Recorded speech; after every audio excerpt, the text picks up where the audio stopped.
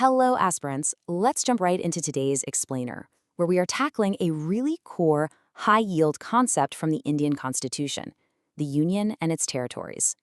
Look, if you're preparing for UPSC, TNPSC, SSC, or honestly any major government exam, this topic is absolute gold. So definitely give this your full attention. Okay, so let's start right at the foundation. Article 1 of our Constitution clearly states that India, that is Bharat, shall be a union of states. Now, you might be wondering, why that specific phrasing? Well, the choice of words here is no accident. Dr. B.R. Ambedkar explicitly preferred the term union of states over federation of states. And there are two big reasons for this. First, our Indian Federation isn't the result of some agreement among the states, like we see in the American system. And second, the states simply do not have the right to secede from the Federation. No way. The country is one integral whole. It's a completely indestructible union.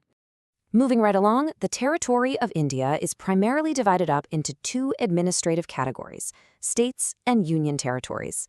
The absolutely crucial difference here lies in how they are governed. States have their own elected governments, they enjoy a pretty significant degree of autonomy, and they share a federal distribution of power with the center.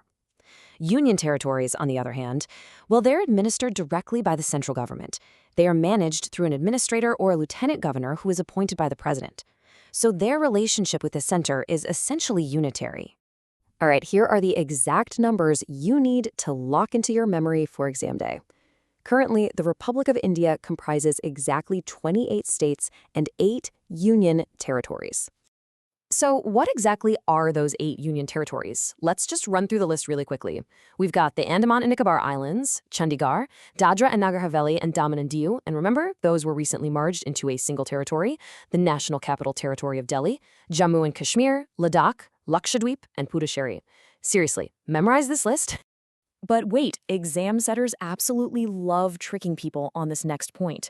While union territories are, by definition, centrally administered, there are 3 massive exceptions you have to know: Delhi, Jammu and Kashmir, and Puducherry. Unlike the rest of the UTs, these 3 specific territories have actually been provided with their own legislative assemblies and a council of ministers headed by a chief minister.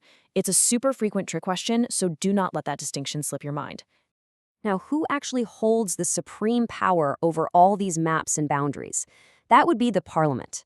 Let's break down the 2 specific constitutional articles that actually grant them this massive authority to reorganize our states or even admit totally new ones.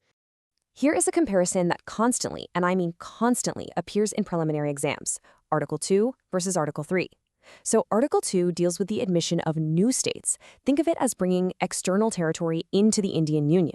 Article 3, however, is all about internal adjustments, altering the areas, the boundaries, or the names of existing states.